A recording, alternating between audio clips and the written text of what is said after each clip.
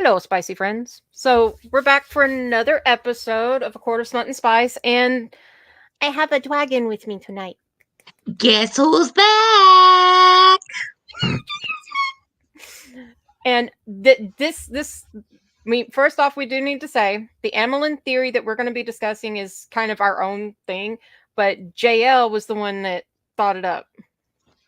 This was ages ago. Whenever, for some reason, I was rabbit hole reading ACOTAR, or I forget which one it was, but then it just kind of was like, well, what if? And then it kind of just went from there. And then, of course, after we started talking about your theory, I don't know, we ended up going down a complete and total rabbit hole, because it's like as soon as she started mentioning things, I was like, oh, but what about this? And then we started going. We've been down quite a few rabbit holes with this theory. This theory was the antithesis of everything. So be prepared, y'all. We are not only going to be talking about the Amalin theory, but we are going to be having some additional theories later on. So be prepared that this may be like a multi-part, multi-episode spread out. Oh, we will be covering more books and everything like that as well. It's gonna be fun because we did some things. We may have gone a little overboard on the things, but we did the things. So many things. So, Yes. do you want to tell them what your base theory is? So basically, my theory is that, well, we all know Amarantha. We all know that she is a bitch. I was going to say legendary bitch of Prithian. Yeah. Yes. But here's the thing that has me wondering. Is the reason why she was going so hardcore for TAMLIN because he was her mate all along. And TAMLIN rejected the mating bond. So with that being said, it explains a little bit more as to why she's hyper-focused and obsessed with him. And another reason why he's under her control to make her feel like he's submitting to her. Like as soon as this got posited to me, as soon as you brought this up, I was just like, that actually makes a lot of sense.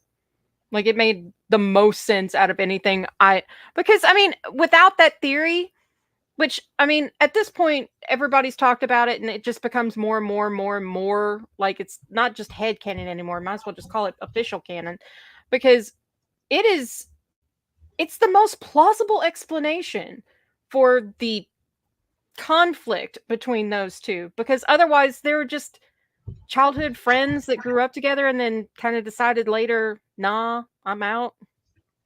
Like, there has to be a point where the break happened. Where did the break happen, and why did the break happen?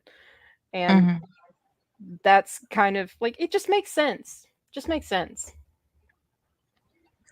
The biggest thing I feel like for me is if we go back to like the actual history of TAMLIN's family being associated with Hybern, as well as TAMLIN's youth and everything, Amarantha was the general for Hybern at that time. And TAMLIN's father and a few other High Lords were aligned with him about going against the humans and not wanting them as, being free people versus slaves for their land. Well, we all know how that ended up. And it kind of made me wonder, because depending also the ages of how old Amarantha was to TAMLIN, could it have been like there was the mating bond there? And could she possibly have been leading to potentially grooming him to be her perfect mate? And then him eventually realizing that he's manipulating her. Correct myself there. She was basically manipulating him and him realizing that what they were doing was wrong all this time. And by that, he rejected her. Do you think like this is one of the things that I think is kind of like the one of the key points. Like, you know how like some people like try something and then they end up just fucking hating each other? Like they I think Tamlin and Amarantha threw down. I don't think there had to have been a point where both of them was just like, maybe. Or they just did it. I really think those two fucked. There's no way they didn't, because the complete revulsion that he has for her is like, ugh, been there, done that, go away. And she's just like, been there, done that, liked what I got. Come back. I mean, it does explain why she ends up using Resand the way she does as like scraps instead of being the main course that she wants, because she had the Michelin 5-star and she thinks that, the best of the best can't beat what is, quote, her Michelin 5-star. Can't beat that beast man. That beast man brings out the who in every woman, apparently. Chapter 55. Jesus. I don't know. Like I've never been like the the meaty men. I like mine a little leaner, but I mean, it just right in the head. You're not the meat and potatoes kind of girl. You're more for like the chicken and the bacon wrapped asparagus. No, I like potatoes. Potatoes are one of my favorite foods next to pasta. But but I mean, it's just like, okay, so they grow up together as kids like that, and it's kind of like one of those forced proximity things. Like it's kind of almost like the Swan Princess deal, where it's like, the prince and the princess, and they're just like, and then they get a little older, and they're just like. But then they try it, and Amarantha's just like, yes. And Tamlin's just like, no. It's just like, but I mean, it they grew up together. And this is one of the things that I think gets overlooked a lot, which I'm glad like your little theory didn't do this. But a lot of the times I think people overlook the fact that Amarantha wasn't always a bitch. She really wasn't, because if we go back into ACOTAR, whenever they were first talking about it, she really was a decent human being before that. She did have like a relationship going on with somebody, and then they betrayed her. And then there was the whole relationship that her sister had with a human, and we all know how that turned. Jurian. Way to go, Jurian. Yeah, and Jurian just ended up being a finger bone and an eyeball. Like those are some of the weirdest pieces to keep of a man. You're gonna go for the eyeball and the pinky? The eyeball, was it the pinky or was it part of his index finger? I can't remember. It just says finger, but for some reason I always picture Jurian being the kind of dick that wears a pinky ring. I would imagine it would have been maybe like the index finger or middle finger. It's possible. I think if it had definitely been the middle finger, it kind of would have made more sense and been more canonically funnier. Because it was like him giving her the middle finger about the issues that they had underlying. And she's like, well, you can't tell me to go fuck myself now. That's a good point. Like maybe it was like a Nesta with Hybern thing. Maybe Jurian flipped her off and she's like, I'm going to take that fucking finger. It's my finger. It's going to be mine. Well, kind of veering off topic there. Was it a middle finger or was it her pointer finger? Because every time I read anything related to that now, it makes me wonder if she actually was pointing at him with her finger like she's about to cast a spell, or if she's truly giving him, like, the bird. I think Jurian flipped her off at some point, just like, fuck you, Amarantha. And then when everything went down, she was just like, that finger, I want that one. That finger. So I think that's how that went down. But I mean, it just kind of like, I mean, it's one of the things that gets overlooked. Like she wasn't a dick. Like at one point, when Alice is talking to Feyre about everything, she starts explaining that she used to be called like the what was she called? Could have written down more stuff. I think I actually wrote it down in the notes. I think Hybern called her like his Ruby or something like that at one point in time, but I might be misremembering something, or I might be quoting somebody else who had done a cosplay on TikTok of Amarantha that was spot on, but I forget their name right now off the top of my head.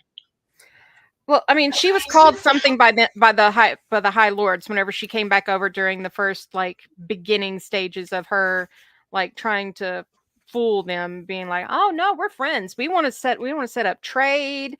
We want to do all this stuff. You know, like we want to do good things with you, right? We're not gonna like, you know, I'm not trying to butter you up so I can take over your country and then completely and totally fuck every single person and carry you underground and keep you there for millions of years. I'm not trying to do that at all."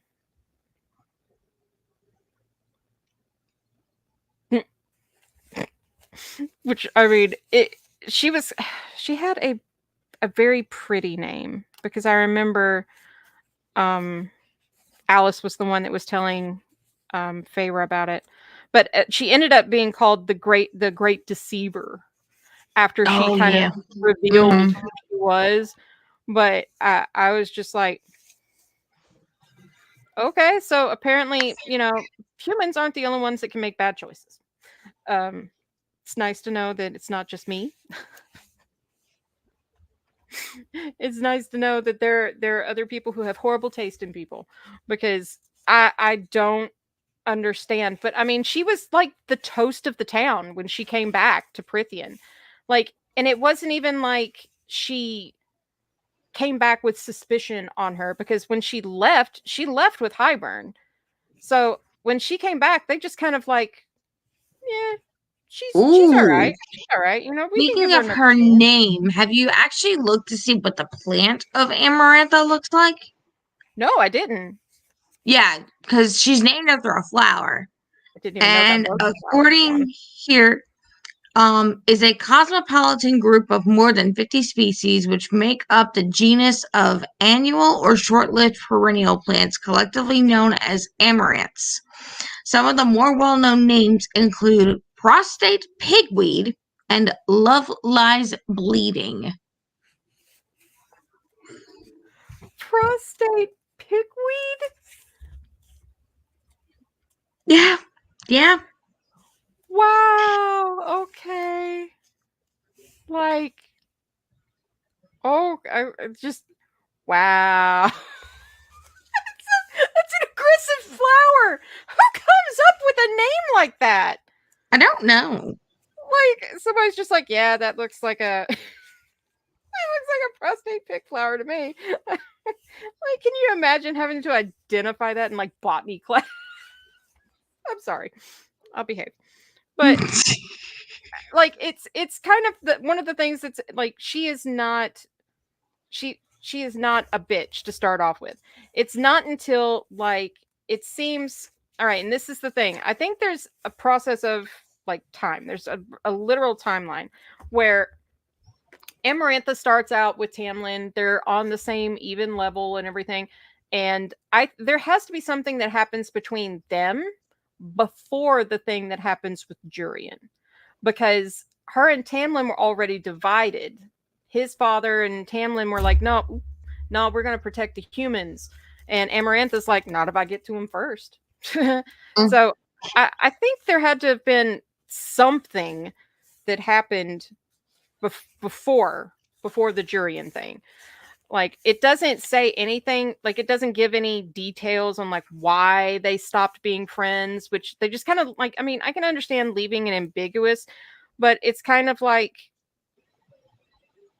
you know, given reasons wouldn't hurt either, you know.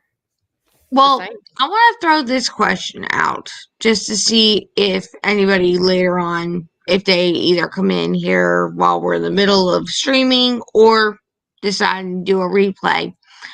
What do you feel was the intention with Amarantha? Do you think that she was going in there trying to actually protect them from Hybern?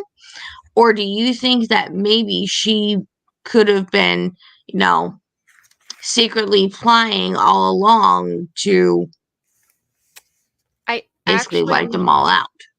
I actually think that, so my little add-on to JL's theory was, I think that whenever everything goes down and Amarantha leaves Hybern and steals his spell book and comes back to Prithian, I don't think she's coming back for revenge. I don't even think she's coming back under orders. I think she finds out that Hybern has something in the works. Like, Hybern's constantly still wanting to, take Prithian, but only so he can get to the south to the humans, because he just wants total domination. So I Stubborn think, Irish. yeah, we want it all, or we don't want anything at all. But I think, like, I really think that she came back because she knew something was up with Hybern. I think she knew his plans, and she wanted to do what she could to protect the person that she cared about, which is Tamlin. But you can't kind of just rock up in Prithian and take one High Lord kind of hostage. I mean, it's protective custody, but still, it's not exactly consensual. Yeah. Because I What's the don't old think Tamlin would have saying? done it quietly. What's the old saying? You can bring a horse to water, but you can't force it to drink. Mm-hmm. Oh, I found that part, by the way. So this is Alice talking. It's on page 278 of Actar.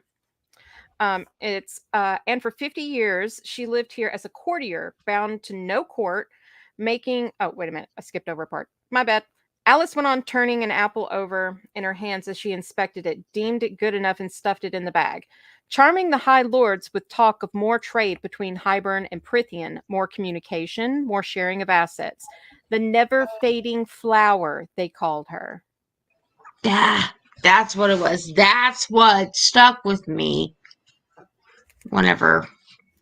It is by far one of the weirdest things you would think to associate with Amarantha.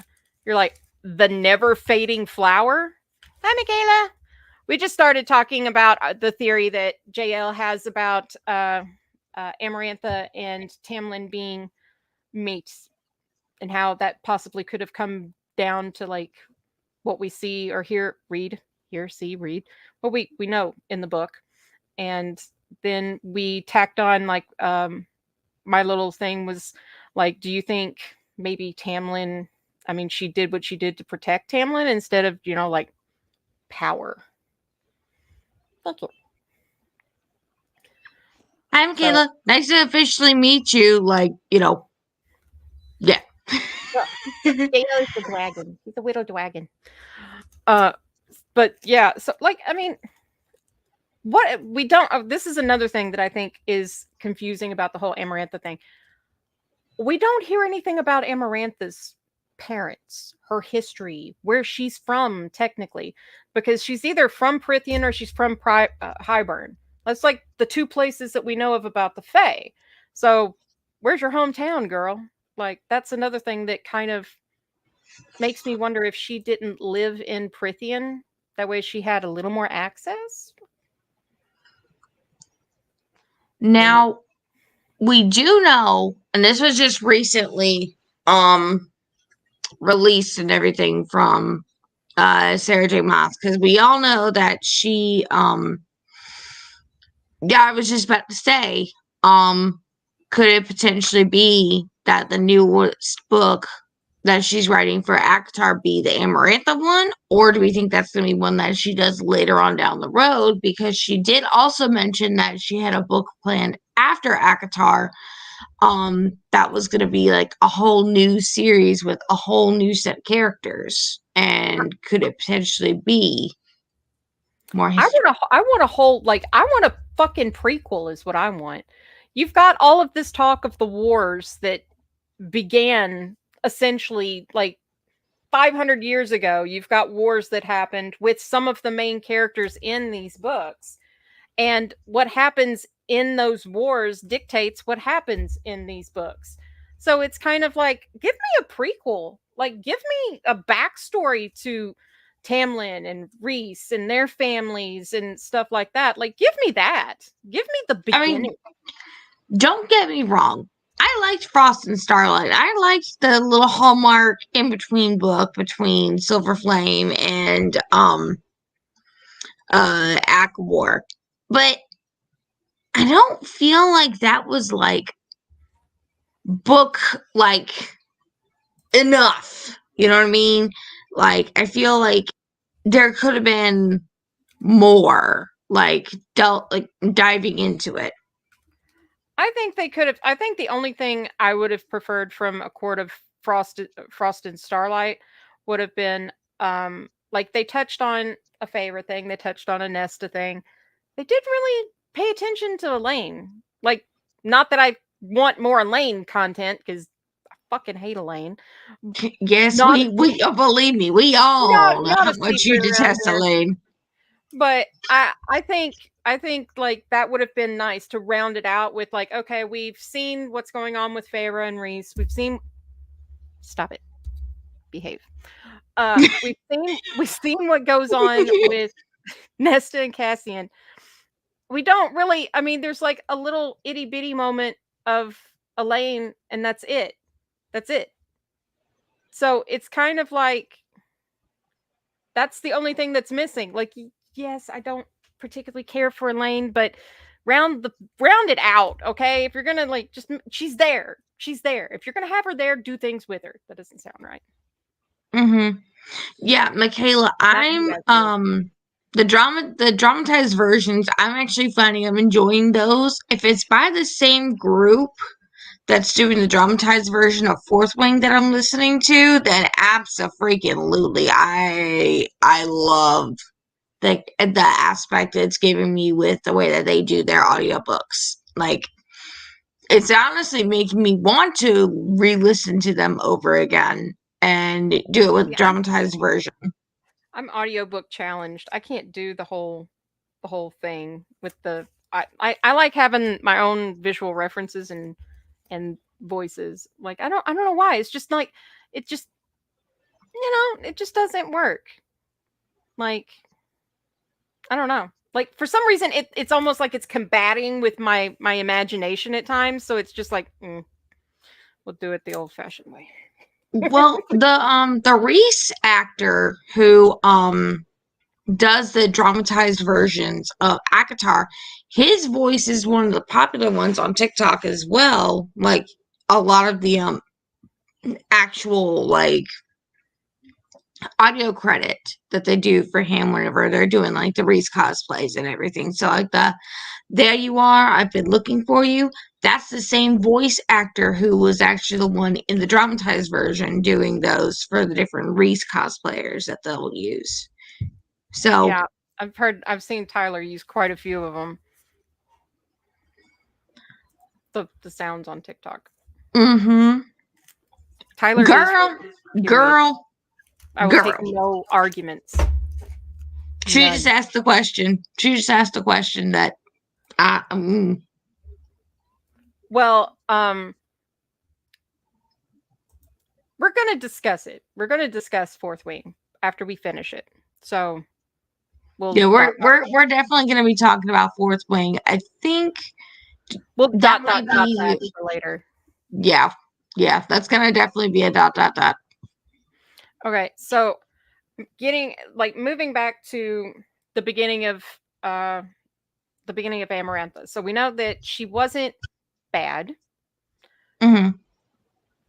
I think that there was a possibility of something happening with her and Tamlin before the issue with her sister, which Jesus, Mary, and Joseph, can't even pronounce this woman's name. Clythia. It's Clythia. Clythia. What woman? Again, Sarah, can we please get a fucking enunciation key? This is why I listen to the audiobook, because Sarah has to work so closely with the actors to make sure that they're pronouncing it right the way she sees it. That's why whenever Like, you ever get stuck with any of the names or anything related to ACOTAR, or if it's going to be something with Crescent City or anything like that, you already know I got you back on getting you the pronunciation. But see, okay, so in that on that same page that I was reading, when it after the naming the never fading flower, it's Alice says for 50 years she lived here as a courtier, bound to no court, making amends, as she claimed, for her own actions and the actions of Highburn during the war. And she was Hyburn's most lethal general. She fought on the front lines, slaughtering humans and any high fae and fairies who dared defend them. But she had a younger sister, what's the name again? Clithia. Clithia, who fought by her side and was as vicious and wretched as she was. Until she fell in love with a mortal warrior, Jurian. No. Yeah, this is where shit goes sideways. It always starts with a man. I mean, not gonna lie though, he does redeem himself, and I do want to see a story between him and Vasa, because yes, just yes. Although I get a feeling that it may end up, like, if they were to do a story with Jurian and Vasa, it may become a wide shoes effect.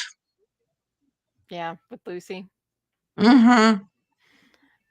So, But y'all be happy with that too. I mean, that wouldn't be bad. I mean, a white shoes wouldn't be bad. I want Lucy to end up with Elaine, though, because I don't like Elaine, but I want Lucy to win just one time. Just one time. The poor dude has lost an eye, has been banished from his own court, lost the other court that he went to live in, has had to travel the world alone, and then finally finds peace in one little place, but he's still pining away for the woman that's meant to be his. And the woman that he fell in love with beforehand was executed in front of him. That boy's been through more trauma than I dare well want to talk about. And let's not forget, he was assaulted by Anthe. Like, Lucy yes, that frigid. Yeah. Lucy's not had a good run. No. At all. Lucy deserves to win one. Give him Elaine. We already know that you're going to give Elaine to somebody without wings. Just make it happen. Because she didn't get the upgrade. We all know that. But so Jurian was dating, or would it be called dating? Would it be called dating if it's in a fantasy book? Courting? I would say in the realm of ACOTAR, being the way it is, I would call it courting. However, if it was going to be in the aspect of Crescent City, then yeah, it would be dating. So courting and dating would kind of be about the same, except it'd be a little bit more slightly less regency restricted, because you're not required as much to have a chaperone like you are in like a courting kind of thing. Yeah. I mean, this is war times. Nobody's keeping track of people, apparently. Oh yeah, Jurian does redeem himself. We won't go into detail on it, but he does. He fixes it. So Jurian, once you get there, you'll know. Jurian was using Clythia, or Clytha, the fucking sister. He was using Amarantha's sister. I give up entirely. I give up. He was using the sister. Yeah, he was using the sister for information about Amarantha's forces, and Amarantha was like, "Dude, he's using you. Wake up. Wake up. You can't see it. I'm the older sister. Trust me. Trust the older sister always." And she was just like, she could not persuade her little sister to leave him alone. Just like he was like the forbidden fruit that she just wanted to taste once or twice, or maybe for 50 years. Do I hear Adam, Eve, and the snake in the Garden of Eden? Maybe just a wee bit. So she couldn't bring herself to kill him, not when it would cause her sister such pain. So Amarantha let him live, which shows that she has a heart. Like, at this point, like, we don't necessarily see Amarantha, like, yes, she's killing people. It's war. People are killing people left and right. Let's not hold that as like a damning thing. It's everybody's killing everybody. It wasn't just her doing it. There was multiple other high lords killing humans and vice versa. So that's not on the table as far as like her personality. But the fact is that Amarantha had feelings for Tamlin at this point. She had suspicions of Jurian, and she was trying to protect her sister, be a good big sister, but also be like, hey, I'm the general, and you're like giving away my strategic positions to your little fuck buddy. Could you not do that? Because it's making me look bad to my boss, and I don't want to die. Yeah, because not only am I having to look good in front of my boss, I'm also having to fuck my boss. And if my boss is not happy, it's not going to be feeling good for me afterwards. I'm not going to touch it. I'm going to leave it right there. I'm not going to touch it. Well, I mean, come on, dude. You've got to admit there had to be something going on there, because I mean, they do not respect women. They never did. I mean, if you go back to when Michaela, I do apologize if you're only getting into book 1. If you haven't read book 2, I might spoil a little something here for you. Just It's heads up. scrolling down at the bottom. I made it aware. Spoilers. But if you go back into book 2, Tamlin clearly states that there has never been a high lady. Now, there was a high queen, which Amarantha tried being. And then also, if anybody who watched this later on and you read Crescent City, you know. That's all I'm gonna say about that right there. But I mean, there's no way that this patriarchy is gonna respect the fact of her having any kind of high-ranking power. So she has to work as hard as she can, doing whatever she can to pretty much, even if she has to, fuck her way to the top. Well, I mean, we also hear horror stories from Rhys and Cassian and Azriel about what happened in war camps to women. Let's not say that didn't necessarily happen to Amarantha.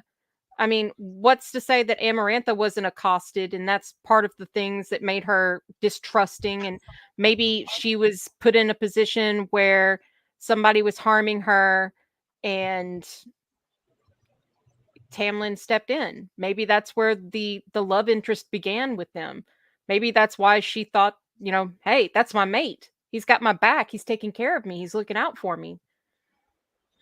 That could totally be possible, because we don't know like the extent to what happened in those war camps, but the way that Rhys and Cassian and Azriel and even more paint it wasn't a place that a woman wanted to be alone. No, because especially after the whole ordeal that they went with Amarantha, nobody's going to want to trust a woman to run anything whatsoever in Prithian at all. So they're just going to have, I mean, I don't even think they would give them the title of lady even then with their disrespectful asses. No. Like, it'd just be Mrs. One of the things here also to remember is like, so after Jurian betrays Amarantha's sister and tortures her by crucifying her with ash wood so she couldn't move while he did it. Dude, can you imagine if not only did he crucify her, but if they did the what is it? What's the word I'm looking for? Because they did it in huh? The Faebane? Like put her No. It's another method that they use in the olden days. Where they like drove like pieces of wood into each other? Like No. It was used in the Viking era too, and they also used it in Crescent City. Flayed Eagle. Oh, the Blood Eagle? Yeah, the Blood Eagle. Can you imagine if they went and did the Blood Eagle on her? That would explain a lot. I mean, that would make me that would make me hate humans to like a high degree. And I mean, this description of when Amarantha found her sister, she was the one that found, like, he left the pieces of her for Amarantha to find. So Oh, so he like straight up William Wallace her ass. this was like, slice and dice 9,000. So then Amarantha, they say Amarantha's wrath could have brought down the skies themselves had her king not ordered her to stand down. Amarantha has hated humans with a rage you cannot imagine. Mm-hmm. Yep, Butchered her Kayla, you're own right there. slaves. She butchered her own slaves rather than free them. But centuries later, the High Lords believed her when she told them that the death of her sister had changed her. Mm-hmm. So she convinced every High Lord in Prythian that the reason she went a little was because of what Jurian did to her sister, which is understandable. It's plausible. And really, with that kind of trauma, it would not surprise me that she would go like feral Ted Bundy on somebody. I mean, so that's, I mean, it says the High Lords, so that's including Tamlin. So she convinced Tamlin that this is the reason why you have such a bad opinion of me. This is the reason why you remember me this way. It's because I was in so much pain that I lost myself. And Mm-hmm. Tamlin, I think, would understand that because after the war, he has the same issue with Rhys. Rhys and his dad kills Tamlin's, was it his brother and his dad? Uh, and then Tamlin kills Rhys's mom and sister. So it's Oh kind of God! just kind of like, Now I'm struggling because I thought it was the other way around, that it was Tamlin's dad who made the first strike against Reese's family, it was. and then I Reese was just, went back. yeah, it was Tamlin's dad that made the first thing because Tamlin's dad at one point sided with Hybern. He was okay with like killing humans, like because he didn't want to give up his lands. Like he didn't want to lose his power, essentially. So Tamlin's dad was down for like slaughtering humans, and his dad had known Hybern forever. He knew Amarantha. That's how it says in the book that Amarantha came to know Tamlin. So when you take that into context of like Tamlin's dad drew first blood, and Rhys and his dad came for payback.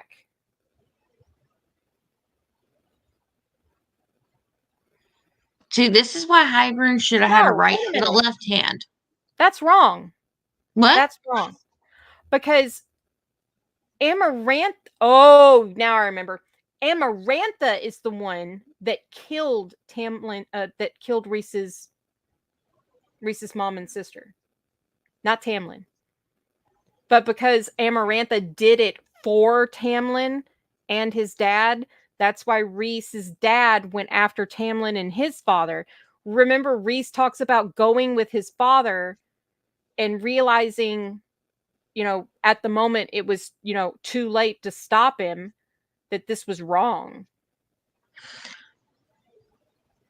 Well, if that's the case, there wouldn't that mean that Amarantha would have either had to have access to someone who could shapeshift, or she herself had some form of shapeshifting ability if That's she was another the one thing that we could don't have know. been the one to do it? That's another thing we don't know the extent of her power without the spell book. I do think it's interesting though, and it kind of makes it, in my opinion, it kind of makes the theory of her being in love with Tamlin, possibly being mates with Tamlin, and her abandoning Hybern and stealing his spell book when she jets out.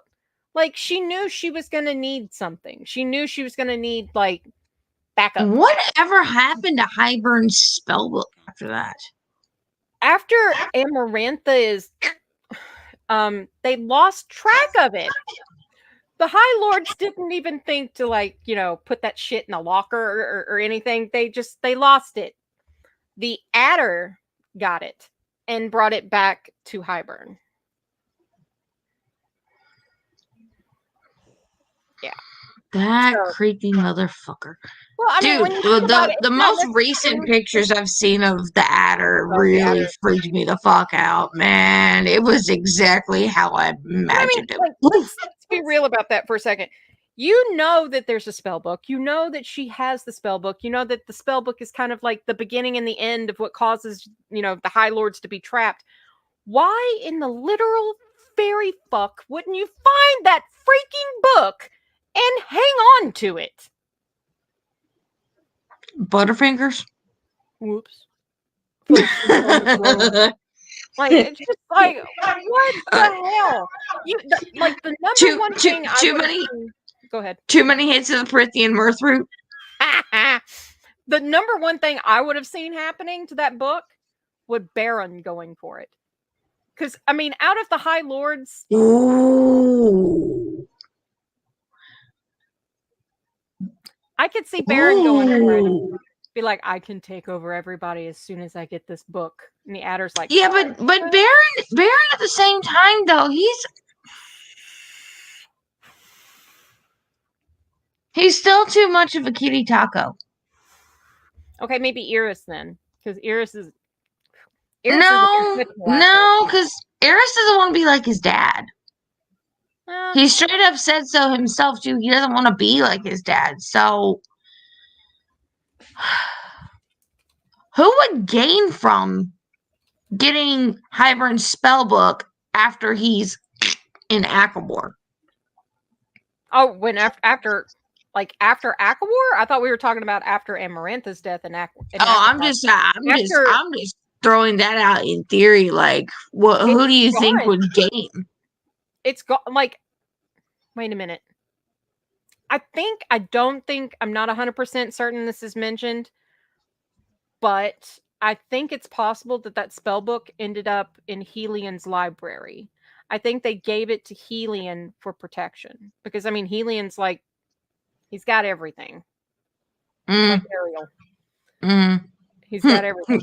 But he's got gadgets and gizmos of everything. He literally does. I mean, there's no telling what Helian has in his bedroom. The gadgets and gizmos aplenty is fairly accurate, I feel. That whole room probably vibrates. Let's be real.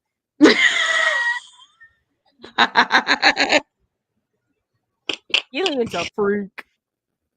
Oh, yes, he is. Yes, he is. He's a freak of the High Lords. Like, he knows how to throw down. But like, I think it ends up in Helian's possession after Hybern dies. But if it didn't end up in Helian's possession, what if Elaine got her hands on it? Or what if, hypothetically speaking, this is where we go off the rails. Yeah, sorry, y'all. We're going off the rails here. We're going into one of our other conspiracies, but it kind of does tie in. So, I don't know, Michaela, if you've read Crescent City or not, but remember when I told you that whenever they threw that the book of breathings went into the place, and then it shows up again in book 1 of Crescent City?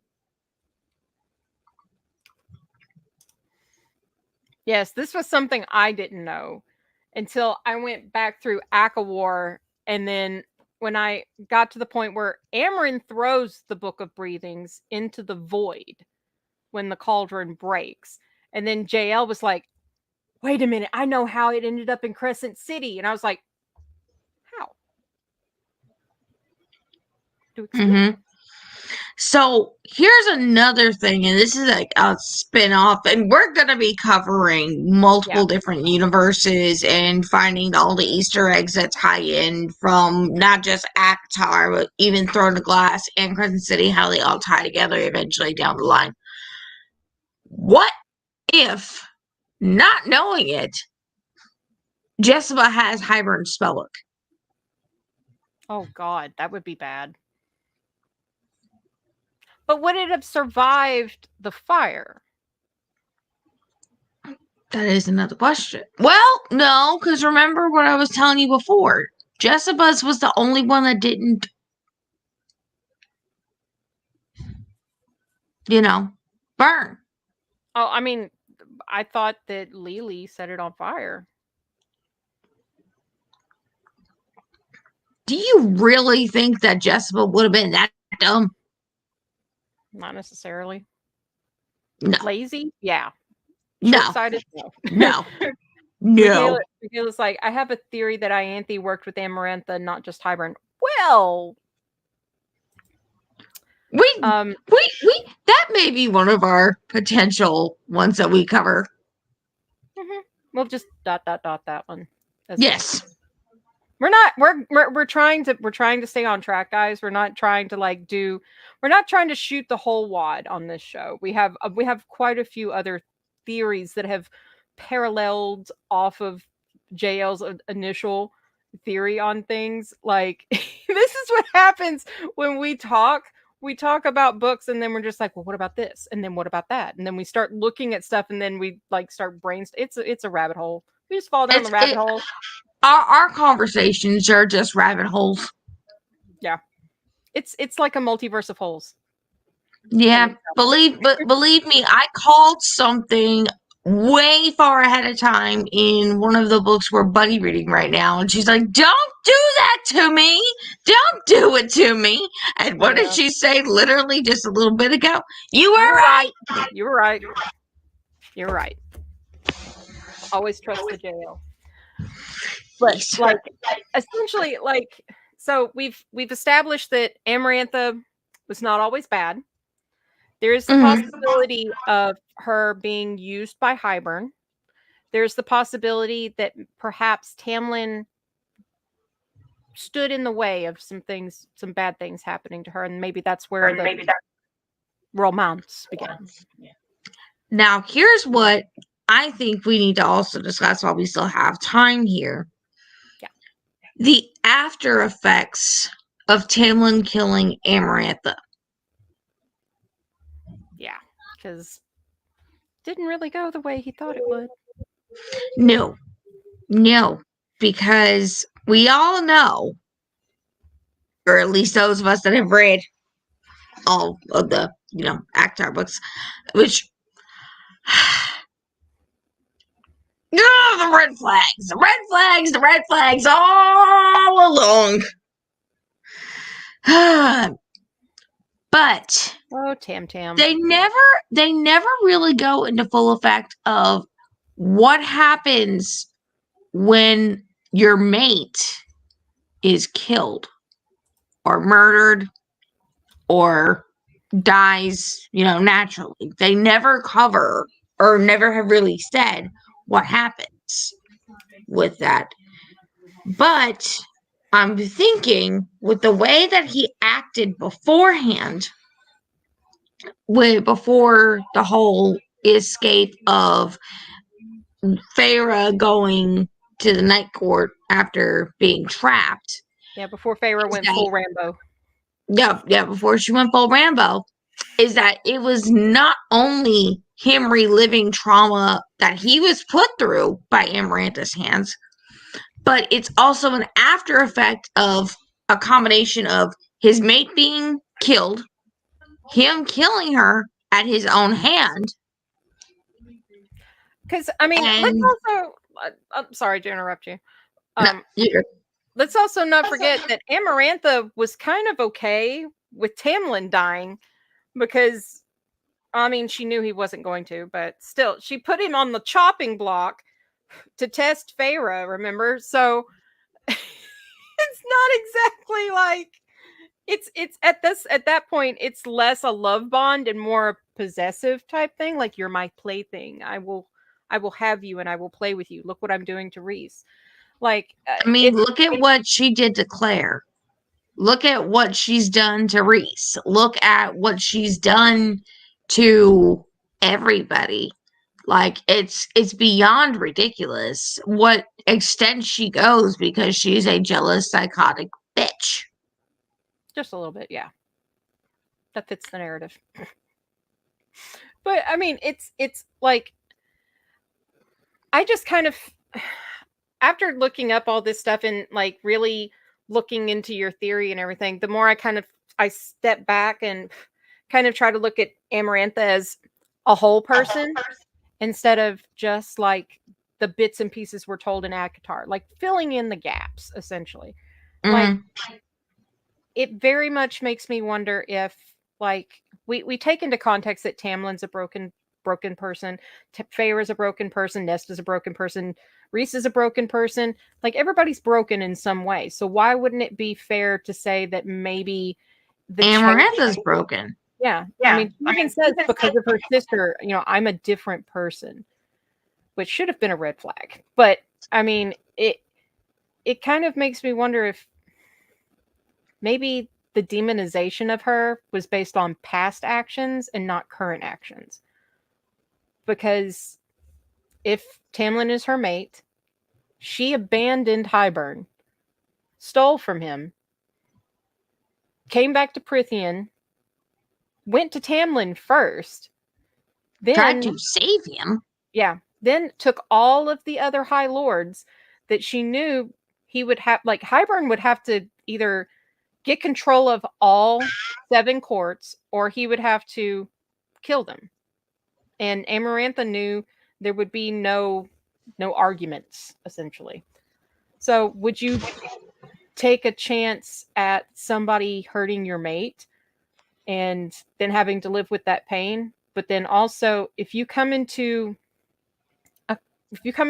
Prithian and you take one High Lord, you kind of have to wonder if, you know, alliances wouldn't snap into place and people come after your ass. So, exactly. Because if there's favoritism with one, then the rest are gonna be like, I know this bitch did not just get one, and I ain't gonna help the rest of us now. Line it up, Helion, get the peg side. We ride that dog, bitch. That could be used in so many ways in reference to healing. He's the High Lord of the dog. You already know what I'm about to say next. I smell, bitch. Shout out to the High Lord of the Feral Court. We miss you, sir. Please do come back and visit us at court. We had him on last year, and I think like it was by far. It was so much fun. It was so much fun. We got to have him back. Yes, for real. That his TikTok, like that was the best one done of that sound by far. Yeah, if you guys have not followed the High Lord of the Feral Court, go do so. And make sure to follow his High Lady. There is a High Lady of the Feral Court. Please make sure you get the High Lady as well, because those two do some really amazing skits together, but then also she's got some incredible content on her own. But and he does as well. Yeah, but he's incredible. Like he's my favorite version of Helion that I've seen. I'll go ahead and say it. Like, absolutely. Like, but I mean, it's just kind of it's kind of like playing devil's advocate in the literal sense. Like if you or like how Michaela said, the Lilith's advocate. Yeah. It's just kind of like part of me feels bad for her because of let's okay. She was a young person in war being told to kill people that maybe she didn't necessarily want to kill all the time. And then her sister falls in love with somebody. She tries to warn her, doesn't listen. Her sister ends up, you know, going through the Ginsu and she finds the bits. And then she just cracks. Yeah. So, I mean, that to Tamlin would have been like, I see a side that I'm not necessarily gelling with. Maybe not. Maybe not. Mm, Maybe we mm. sidestep this.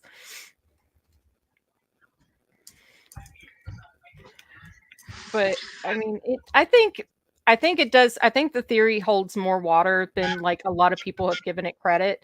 Like I said, I think it should just become like recognized canon at this point that Amarantha and Tamlin were mates, and Tamlin kind of saw some things when she lost her ish and decided, not for me, not I for me. think also Huh? he re- so here's what I'm also thinking happened and why the curse actually took place. I think she put the curse on them to prove a point. And this is where I'm getting at with this. So he rejects her. And then what is it? It's 50 years, right? Yeah. That he has. So within that 49-year frame, he has to find someone to love him for who he is as a fae.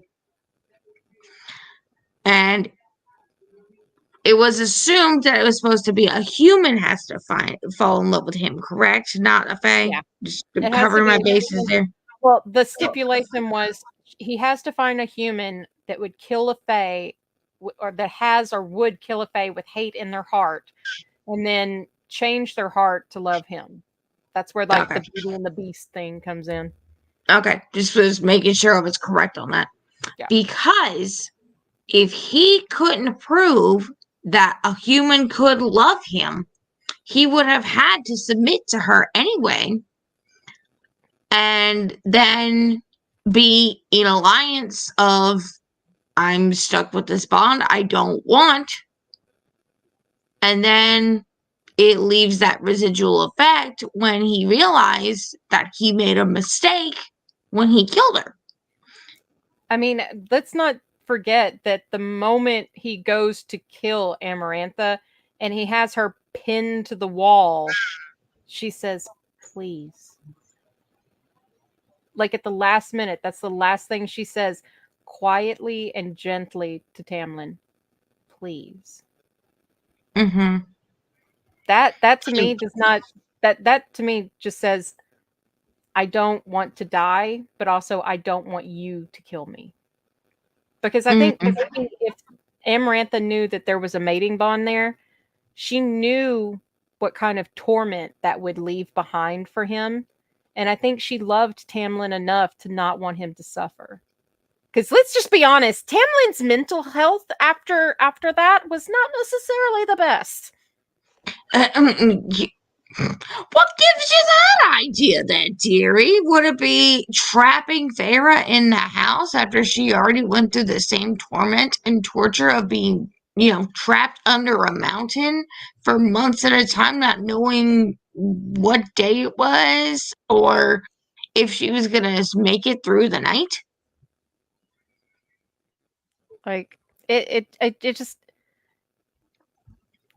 it's not like, you know how like we all like, it's kind of like that sound that Oscar created, you know, this is how villains are made. Like, everybody, is the hero in somebody's story is the villain in another's. The villain in Mm-hmm. someone's story is the hero in another's. So who's to say that like Amarantha didn't see everything she was doing with a purpose as, she was essentially doing what she felt was right and doing it for her own self-interest instead of like looking at, like, war is very political, especially within the context of Akatar. It's very political. So when you think of what she actually did with the High Lords and everything, would it be considered a political move or would it be considered personal? Because she's tormenting Reese because of what Reese's family did to Tamlin. Mm-hmm. She's fixated on Tamlin because that's the one thing she wants for herself. She seals everyone away and doesn't let anybody rebel or anything like that. Like she's like, no, I am keeping a lid on this shit. Because it's almost like she's afraid if Hybern finds out exactly what she's doing, then he's gonna swoop in and try to put the kibosh on it, because it just doesn't I don't know. It doesn't make sense for them to not be mates, because it's very personal. The way she looks at every kind of like rebuff by Tamlin is very personal, especially when she sees Feyre for the first time. She's just like, Yeah, like the whole. Okay, I'm going ahead and saying this now. Who else figured out the riddle right then and there from the very get-go? Yes. I was like, why would you essentially you want to challenge her, but you're not really giving her much of a challenge. You want to put her through more of the physical aspect. well, I mean, to entertain yourself. Yeah. But I mean, also like Alice, whenever she drops her off at the cave opening to where she can travel to under the mountain, she's like, "There's something I want to tell you. I can't though because the curse won't let me tell you." And I'm just like, there are so many fucking rules with this curse. This woman didn't miss a single fucking loophole. Like, let's show some appreciation for the dedication and that Amarantha, like, there was a lot of thought put into this. Like, she really chose the spell properly. Like she put so much thought and dedication into the curse. Yeah, what the fuck happened to her? Like, being so, like, thought out, manipulative, maniacal, and everything, that riddle came to be what it was. Yeah, that riddle, like, let's see. I'll find it. I marked it because I was just like, really? That's what you gave her? That's it? Do. Talk amongst yourselves. Okay, wait a minute. Joy the party. I think it's way before that. Amarantha does a lot of talking. She does. Feyre. Yeah, that is creepy. Like name from our old language. Yeah, it's like how she said it though. That how it's described is like she was tasting the word. It's just like the oh god, who was it? Lady Davidson, one of the other acting TikTokers. She did like some voice acting lines of Amarantha on her TikTok. Dude, it was scary the way she did it so well. Is that the one that everybody's been using? Because I've seen numerous Amarantha like cosplayers with one sound, and it's the same sound, but it's very like Feyre, very very much like that. Like it's just kind of almost wistful, but with this kind of lurking undertone, like that. It's very. I think that one comes from the dramatized audio, but Lady Davidson actually has done a lot of the ACOTAR ones and is one of the ones that Stuart would use a lot. Ooh. Yes, shout out to Stuart, our original Tam Tam. We love you. We love you, Stuart.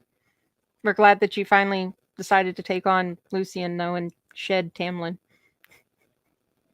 You're much better. The only thing I would definitely change about his Lucian is contact, because that contact was bad. That contact was bad. I would have changed the amount of rouge they put on him in for the pictures. Like, it's cool if you want to wear makeup, but can we make it a little less rougey? Made Lucy kind of look like a painted up whore. Like, I'm not disparaging anybody. I am not disparaging anybody because God knows I can't fucking do makeup. I'm using a filter right now because my face is so trash. So please, nobody get take it that way. But I'm just saying, like, we were like, well, if we could critique anything constructively, not being harsh or being rude, just saying a little bit too much makeup.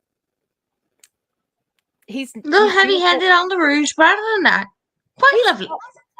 he's beautiful on his own. He doesn't need that much help.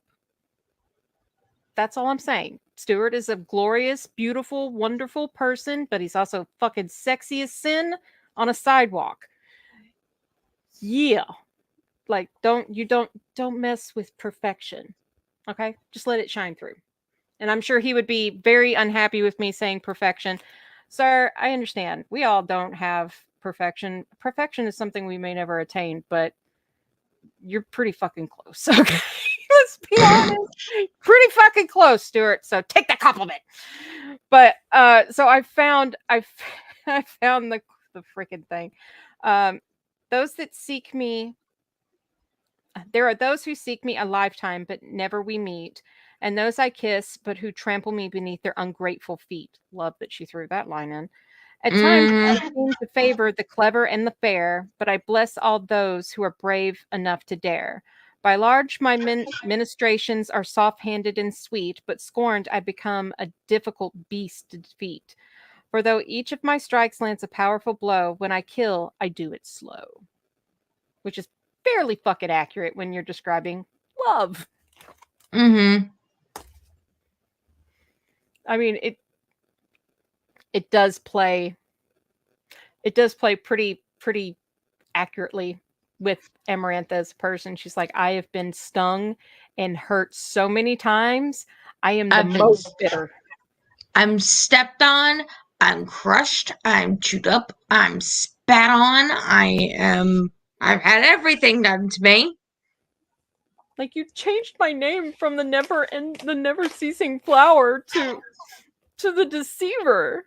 Do you have any idea how hurtful that is? I mean, shoot, my name already means pigweed.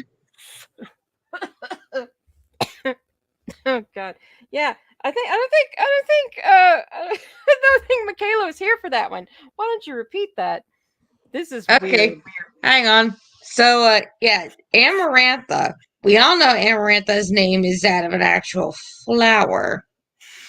So, going back and repeating this, that way you can not hear it. We must educate everyone. This is knowledge that needs to be shared. Oh, Amarantha's name. Hang on.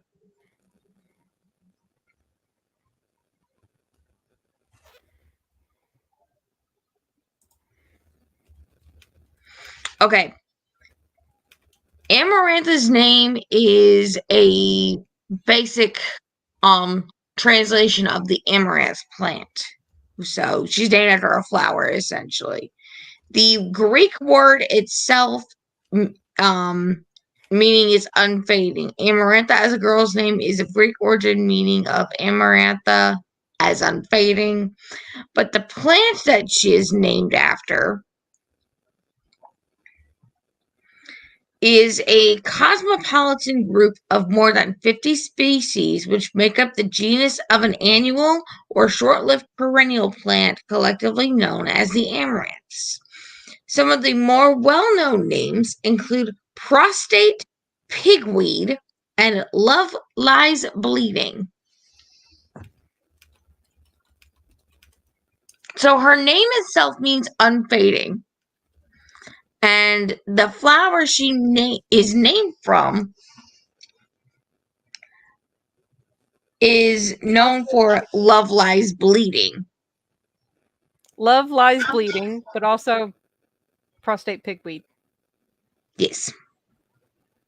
Is it just me, or do you think possibly Reese would have used that as a slander?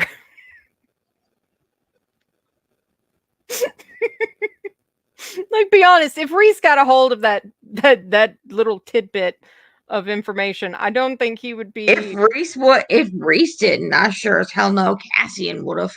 Oh yeah, Cassian would have had a field day with that fucking thing. Mm-hmm. Let alone think what happened. Thing would have, like, this is one of the things that I wish we. My favorite character is Nesta, but like, I wish we could have seen like a knockdown drag out between Amarantha and Nesta as Lady Death. I think that would have been one for the fucking books. Let alone Amarantha versus Amarin. Amarin would have wiped the floor yeah. with her. Which, I mean, not counting Moore. Moore is just as like fucking scary as hell as all of them, but still. Oh, Amarin. Now, are we talking Amarin in her living form, or are we talking about like Amarin in, huh? Pre-Cauldron. Pre-Cauldron. Okay. Okay. Yeah. Because we all already know with the way that, you know, things go down in Act War, Amarin would totally win. Amarin, I don't think was. Amarin is a very unique person. At some point, we'll have to like delve into. We have a few theories when it comes to Miss Amarin, but like it. I mean, that's the one thing I wish we could have gotten to see, because I mean, you see this queen on her throne and she's doing all these heinous things in the shadows. Because, like, let's be real, like, out in front of the court, she's not doing anything to Tamlin. Yeah, she's mocking him, but she doesn't physically harm him. She doesn't, like, it's all mental. Like, it's almost like she's trying to break him down to her level. Especially with her using Lucian. It's like, I'm going to make you hurt to the level I hurt, so you're just as broken as I am. Can I also take this moment to like throw a diss Tamlin for a minute from our Under the Mountain adventures? So, Tim Tam, let's talk. We're gonna have a heart to heart. We're gonna have a come to Jesus moment here. You sat up there with prostate pigsweed, and basically let prostate pigsweed hurt your girl all over. You claim you love her. Now, you get an opportunity with seeing what this whole thing with Reese and Feyre are doing under the mountain in between times of the challenges and everything. And instead of taking a moment to reunite with her and having that moment and trying to get her the hell out, you go pin her to a wall, start making out with her, and then go and decide that you're about to undo your pants and take her right then and there in a freaking broom cupboard? Not to mention he bites her neck and uses that to hold her there like he did on Kalmanai. Like, dude, are you stupid? Like, you claim you love her. You would have helped her fucking escape. Yeah. Like, you claimed you love her and you sent her away. And you thought that she was gullible enough to, you know, listen to you. But you also are an idiot in not realizing she fell in love with you. So, why do you think you have the right to not only put your hands on her like that in a situation where you won't do anything to help her? Not even look at her. Won't even look at her, won't acknowledge her, won't give any kind of sign of sympathy, understanding, or I'm gonna send you some kind of help. But then, after everything was wrapped up in a bow at the end of A Court of Thorns and Roses, you feel you have the right to dress her up like Giselle and freaking Enchanted. I mean, that is exactly what I picture her wedding dress looking like. That animated. Let's not forget, Nancy had a hand in that fucking dress too. Yeah, I get that, but still, like, you want to turn her into something she's not with your controlling. you're going through the motions of, instead of communicating that you're going through shit and you want to work with her together, you decide you want to just protect her and deal with your own shit by yourself instead of facing them with her and y'all heal together, and just expect it to, quote, happen. And then, to make the matters worse, you go and make her feel like absolute total shit about when she's helping other people to get them in favor with you after 49 years of shit and not knowing if their High Lord even gives a crap about them. And to go and lock her in the house and make her feel like she's trapped and can't get away and traumatize her even more? Nah, dude. Nah.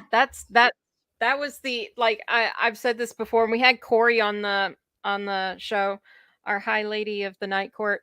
The second that Tamlin locked her in the house, that was my game over. Like, there was nothing that Tamlin was going to do that was going to bring him back for me after that moment. Because having been locked in a room for 2 days and not being able to be let out, or somebody wouldn't let me out, I can attest to the shit that does to your mental health. And just reading that with Feyre, like her reaction to it, I was just immediately like, you're dead to me. Yeah. And I wasn't really thrilled with Lucy either. You got some splaining to do, Lucy. Well, you do that. Well, you lock her in the house. Lucy was home, but Lucy was also having to deal with shit too. This is true, but she saved his ass under the mountain. She could, like, not just by breaking the curse. She saved his ass from, like, losing the other eye. She went to bat by giving Amarantha her name instead of, like, her making Reese Lucy end up. Yeah. Treated differently. I wonder if she'd be kinder and badass like Mor. I don't think anybody will ever be as badass as Mor. But I mean, it's like like JL was saying with Tamlin, bad Tamlin. I think that saying. It's kind of like the saying that I've had for Sansa Stark. Like, you either grow beyond the trauma, or you become the thing that traumatized you. And I think that, not assuaging anything that Tampon did, I think that he just kind of was like, I'm not going to be walked over anymore. I'm not going to be, weak. I'm not going to be seen as, not, like he was trying to, like, he was emasculated and owned and stuff like that. So he kind of, I'm like picking hair and lint off of me, like Reese. I'm sorry, I'm slowly becoming. You are. But I'm gonna. Sorry, I didn't mean to interrupt you. Go ahead. Oh no, you're fine. Go ahead. No, you keep going with your rap. Mine was another sidebar. Oh, I was just gonna say, like, I think Tamlin did break a little bit, and I think that came from him killing his mate, because instead of going the opposite direction of what Amarantha was, we see in Akamath where he just kind of like pretty much dials it up to almost pure Amarantha levels. Yep.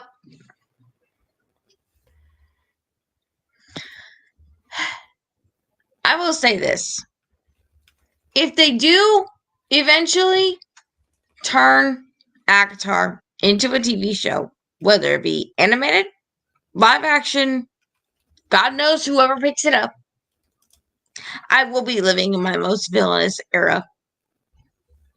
And you want to know why? Why? Because most of us book readers know the story. A lot of people, like a lot of the Outlander fans, only go in watching the show blind, not having any kind of knowledge whatsoever. I will be living and thriving in my villain era when we have all these babies that are named Tamlin and all these girls getting tattoos of Tamlin before season 2 even comes out.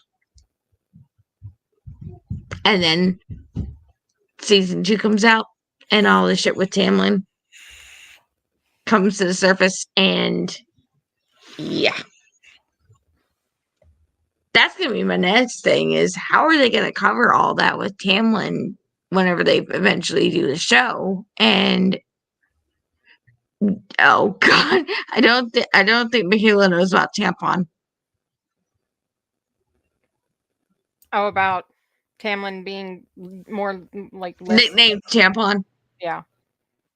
Oh, Tamlin was nicknamed Tampon because he's absolutely fucking useless.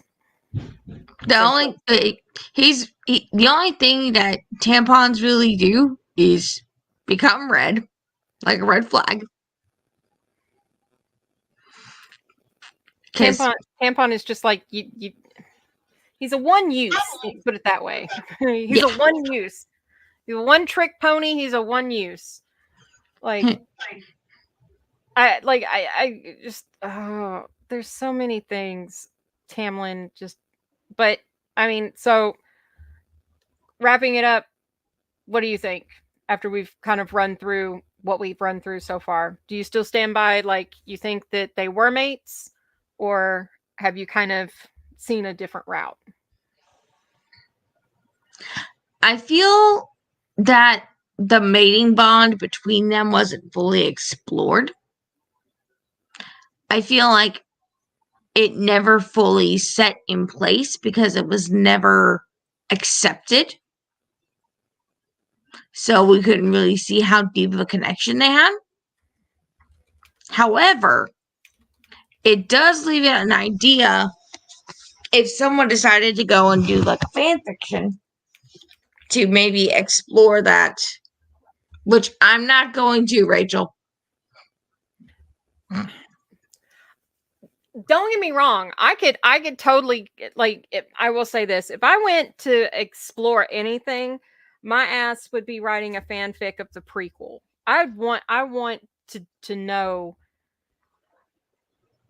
I really want to know what happened with the families, because like everything being tied into the courts and tied into like the bonds between the courts and like the alliances and stuff. Where the fuck did Amarantha come from? Like, did she come from Highburn? If she came from Highburn, what's going on with her relationship to that? Because she, if that's her home, she essentially abandoned not only her home, but possibly her people and everything else. So it's kind of like, I want to know what the fuck.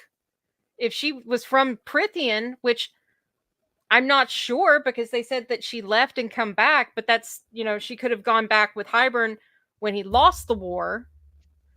And then, I don't know. It's interesting because we don't get any true kind of answer as far as like her geography. Like, where are you from? Who's your parents?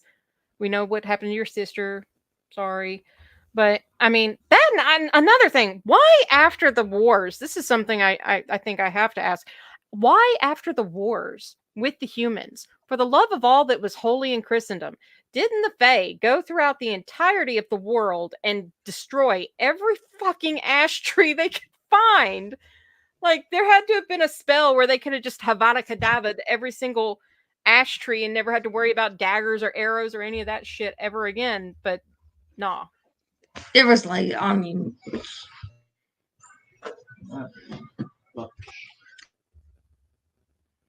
But yeah, like, we have VWBs. What are VWBs?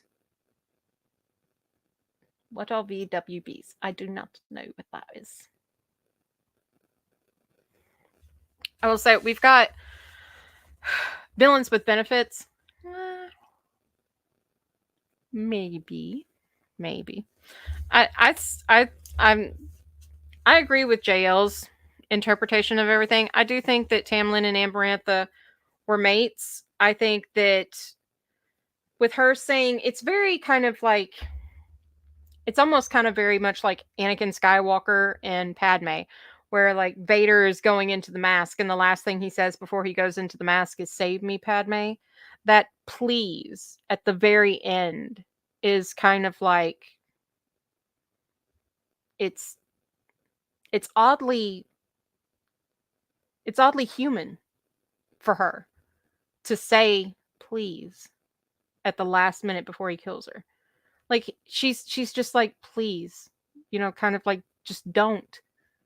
And it's almost like she knows what's going to come of that if he does it.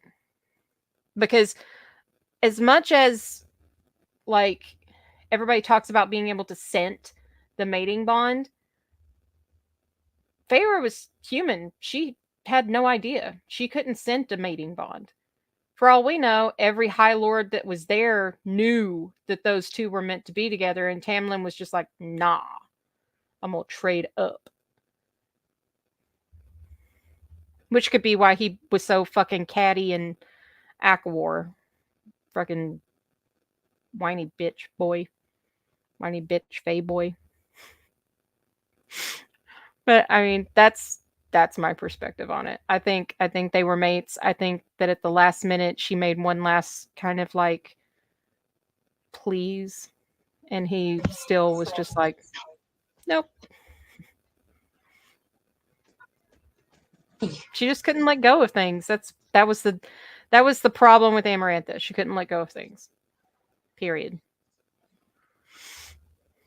I'm back. Sorry about that. That's okay. The human queens gave me the ick. We'll be covering them. We will definitely be covering them. Yeah, we're going to be covering a lot of things with like I said, doing these conspiracies.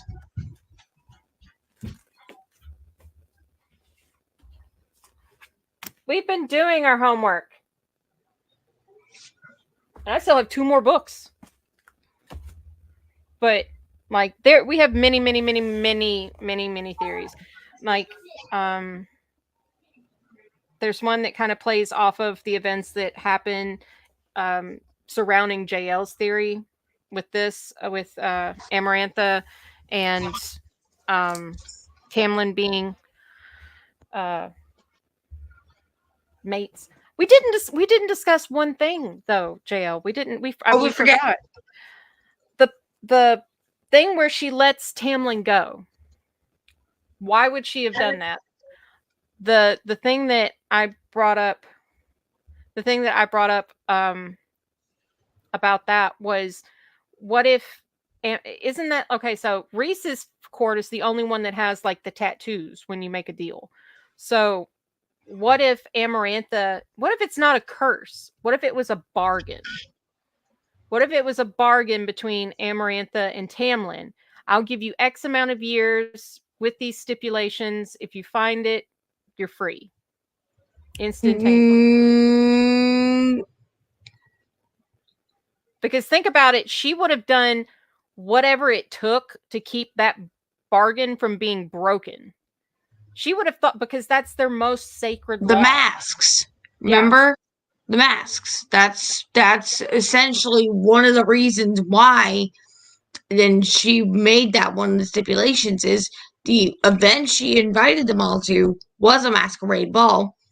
So she made sure that he would still have to do this with the mask on. Mm-hmm. So the human wouldn't truly see what his face looks like. I think so it would have had to have been a test of, can this human love this creature, not really even knowing what he even fucking truly looks like. And I mean, think about it, like the consequences of the reason why maybe Tamlin didn't fight back against Amarantha, because it says in the book, like at one point he becomes so disheartened with not being able to find somebody to break it that he just gives up. I mean, there are a number of things he probably could have done, but within the boundaries of him having struck a bargain, he really couldn't do that much. because if he had, then it could have ended really poorly for everybody. Mm-hmm. Which is why, like, he doesn't do what he. That's why Tamlin doesn't try to break Feyre and Rhys's bargain. That's why he has to go back to Hybern with cap in hand. If he wore a cap, Mm-hmm. maybe there was a cap. The reason I ask is, the Human Queens, don't hate me, but I still haven't seen it. The reason I ask is because if they kind of did ACOTAR like that, it could be good. Okay. I think she's like trying to catch up. Oh, okay. I was gonna say I saw something about animation, and I was just like, no animation. We want live action. Yeah, I think she may have left and then came back and is trying to catch up with what we're talking about. Oh, okay. Before we go, I do have to give a shout out to the High Lord and High Lady of the Night Court. I also have to give a shout out to Miss Corey, our High Lady. Our High Lord and High Lady of the Feral Court. I was going to include the High Lady. Can never forget the High Lady. These cosplayers right here are I believe JL agrees with me. These are our choice for Rhys and for Feyre. Like, there are not saying there aren't some incredible actresses out there, but Corey does a really amazing job with like the sincerity and the honesty that she has when she portrays Feyre. It's very authentic. And then Tyler, I mean, Tyler was fucking born to play Rhys. Like, all you other gentlemen that are just trying, just put it down and give it up. Like, no. Like, I mean, go have fun with it. You got a couple other bad boys that you can choose from. You got a whole bunch of other groups there that you can choose from as far as characters go. I mean, yeah. The role has been filled. That's all I'm saying is, like, you can't, there is nobody. I've said it numerous times and I will continue to say it. There is nobody better. There is nobody that can or will be able to portray the High Lord of the Night Court. My brain just stopped mid-sentence. High Lord of the Night Court. There's nobody that will be able to play that role and bring that character to life the way that Tyler can. Period. Like, it's just facts.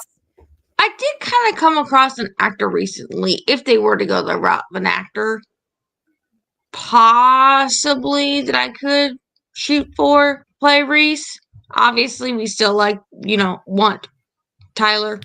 I mean, Tyler's choice. Who's the actor? Thomas Doherty. I don't think I know who that is. I'm gonna have to look that up.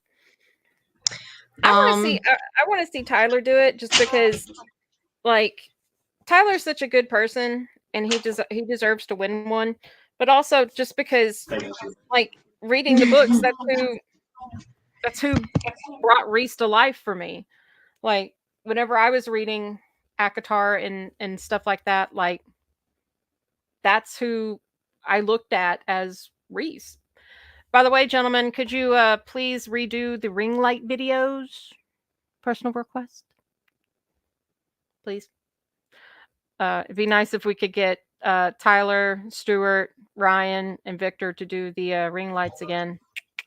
Just maybe. So, Rach, while I'm still on the topic, Thomas Doherty is, I believe, he's either British, Scottish, or Irish. So he falls into the category there of, like, where... Okay, kind of sidebar. Y'all have seen the video of the guy who has been talking about where Prithian falls into being Great Britain and then Hybern basically being over in Ireland? Yeah. That's one of the reasons why I made my comment about the Irish. I'm sure everybody in Ireland's like, really? You're gonna throw us under the freaking button? Like, that's like, why you do that? Don't do that to us. That was how I felt too, because I've got Irish and Scottish descent in me. I feel like if we could get if they were to go the route of a Scottish actor for Reese, and it was following along that could be quite lovely. I gotta look up this guy while we're still, and then we're gonna just close the show out. But I've got to look up and see who this person is, because now I'm quite curious. He's got some very pretty eyes.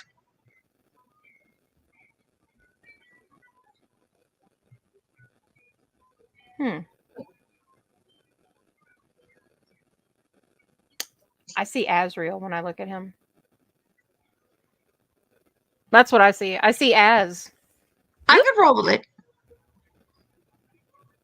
I could roll with that too.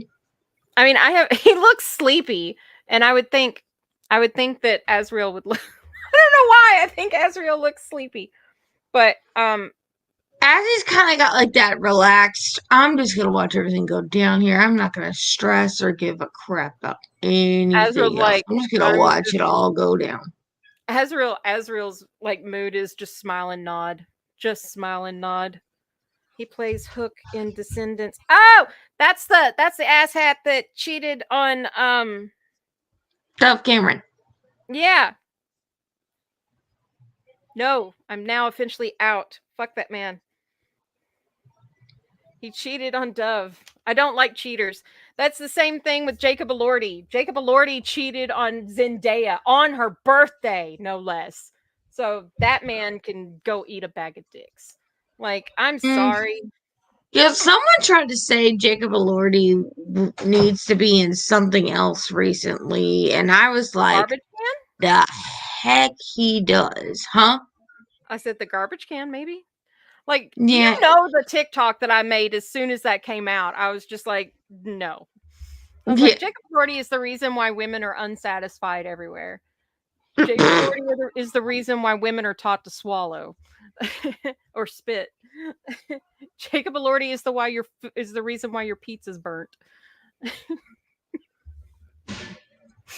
Jacob Elordi is the reason why there are vibrators. Or, in this case, roses. Yep. Jacob Elordi is the reason why people would happily go without. Like, just. And if anybody who watches, if y'all are a fan of Jacob Elordi, this is not this. We're not hating on y'all's choices. This is just our personal choice and everything of him. If y'all like him, y'all keep liking him. This is just our opinion. And we don't want anybody to think that we're hating your opinion, because everybody's entitled to their own opinions. Well, let me put, okay, like, Michaela's like, but he can sing. And I'm like, I don't care. The reason why I'm vehemently against anybody, I'm vehemently against anybody playing Reese but Tyler. But I don't particularly like the idea of somebody who has cheated on their significant other playing the High Lord of the Night Court, someone who is literally willing to go to the ends of the earth for his mate. Like, sacrifice life and limb, and not even just for his mate, for his country, his people. Like, that's a personality that is very, very different from somebody who's like, I'm going to be a selfish motherfucker and ruin somebody's life. Just saying. Mm-hmm. That shit goes deep. And do I want to see a man that's done that try to attempt to be sincere on camera? Nope. I'm good. Like, I have literally said that if anybody does, when they do this live action, and Hulu, I'm talking to you, looking right at you. If they have anybody else play Reese for this series, I will not watch it. If they don't hire Tyler to play Reese, I will not watch it. Ever. I won't watch it. I think Tyler deserves to be Reese. I think Corey... I'll be the TV show emissary. Yes. Yes. I agree with that. I think Corey needs to be Feyre.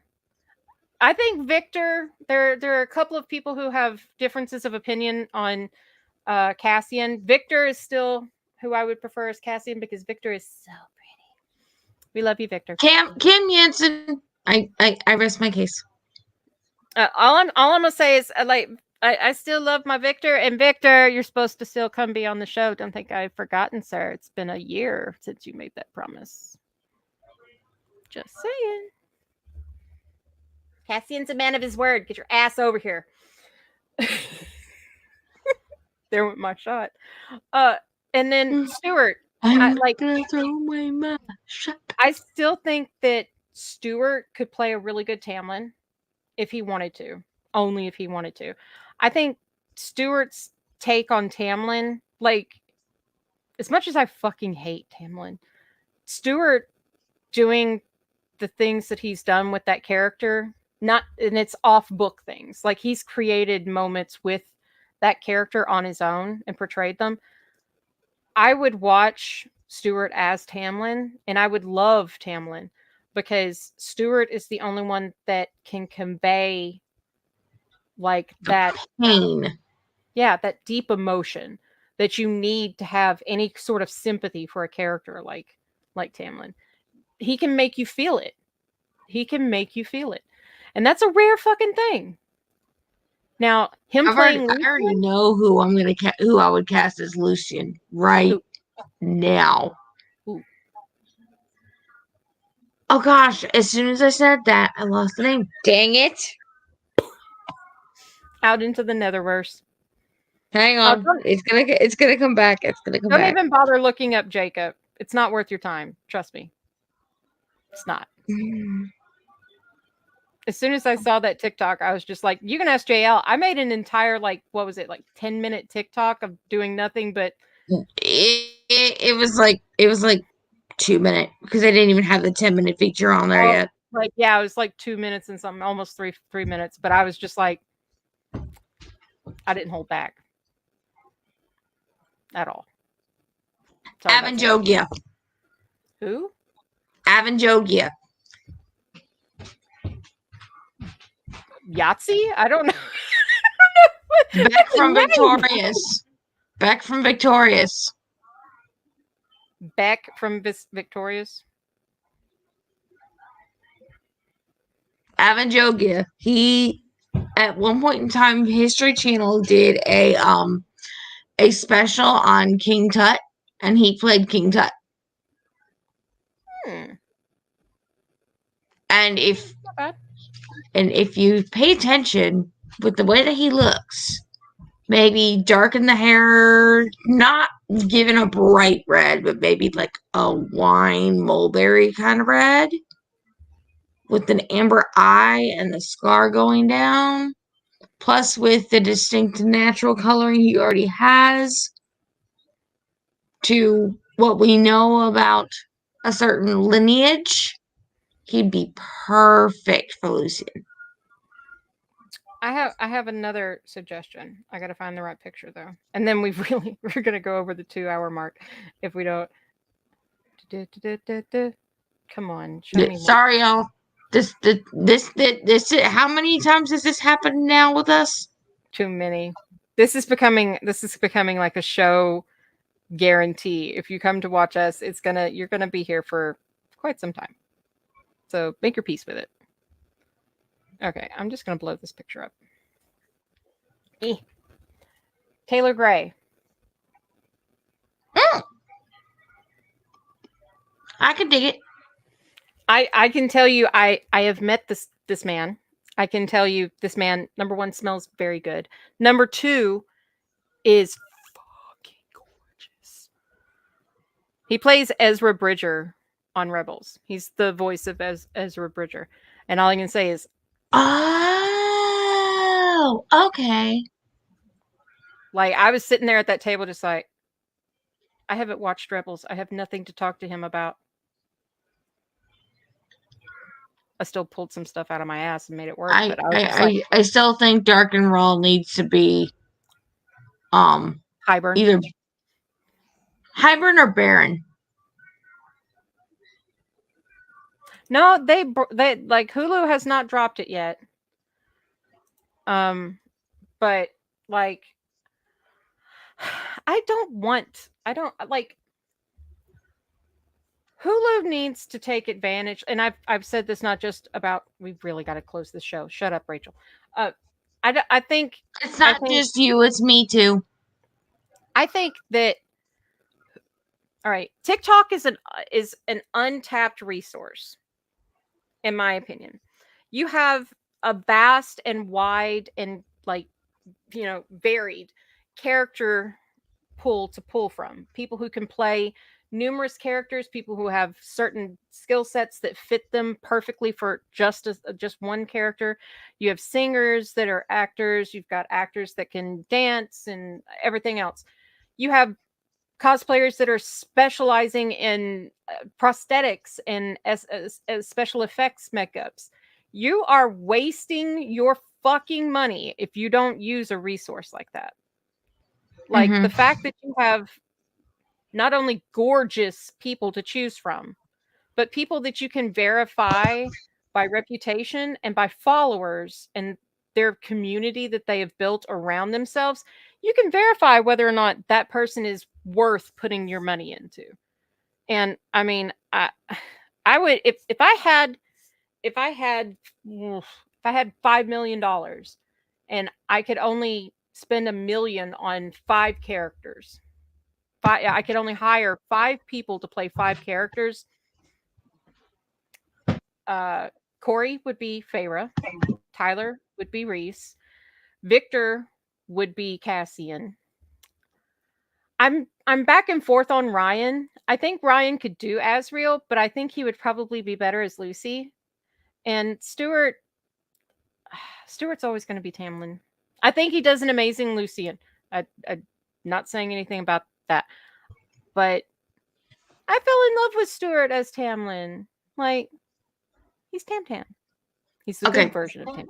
Homework for you. I want you to look up Lady Davidson and see who you would put her as far as like being someone who is a TikTok creator as well. Because I think she'd be perfectly cast for Akatar as well.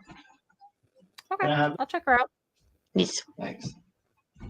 I was gonna say, just as long as she's not the woman who did that fucking get in the water bullshit. I swear to God, if I have to listen to that fucking song one more fucking time, I'm gonna pull every fucking hair in my head out. Like, I understand that it was good for a while and everybody was loving it and it's awesome and just, yeah, whatever. Please make it stop. It's becoming worse than Baby Shark.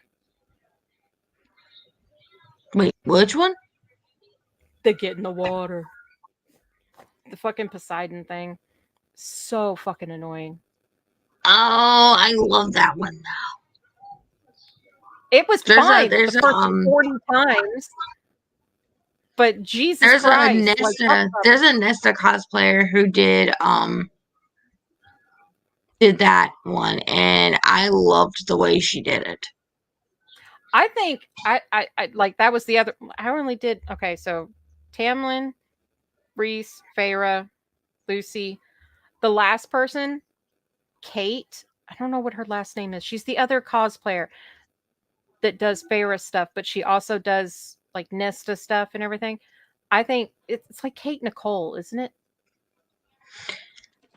I cannot remember this person's name at the point. I know her first. I know her thing is like a little sunflower, and her name is Cait. So Kate, I think, would be the perfect Nesta because one, aesthetically, she matches Corey, and with the kind of like attitude she can throw, perfect. Never gonna find somebody better. Believe me, I love Nesta. I wish I could play Nesta. We just not that pretty. But she could do it. All right, JL, come back and we'll say bye-byes. Okay, I'm here. Sorry. It's Nephew okay. was running through the hall. It's okay. Well, thank you to everybody. Thank you to Michaela for being here. Thank you to everybody who's going to watch this on the rewatch. Please make sure to like, follow, subscribe, and share the video to help us out. We want to try to grow the platform. And if you are interested in any A Quart of Smut and Spice merch, we have a shop on Redbubble. Right now, they have a 25% off thing going on, so go check that out. And make sure to go follow JL and the pod account on TikTok, Instagram. JL has a TikTok and an Instagram. I have a TikTok and Instagram for my main, but just go to the link tree on the TikTok page or on the Instagram page. It'll lead you everywhere. But yeah, thank you guys for coming and hanging out, and like thank you JL for doing this with me. Of course, you know I wasn't gonna miss out on this. I love this. I can't wait to touch on the other stuff, and as soon as we kind of decide which which the next theory is going to be, we'll make sure to let you guys know. So keep an eye out for the promo, and we will let you guys know when we have the next one scheduled. So check out your Behave, people. Bye, spicy friends.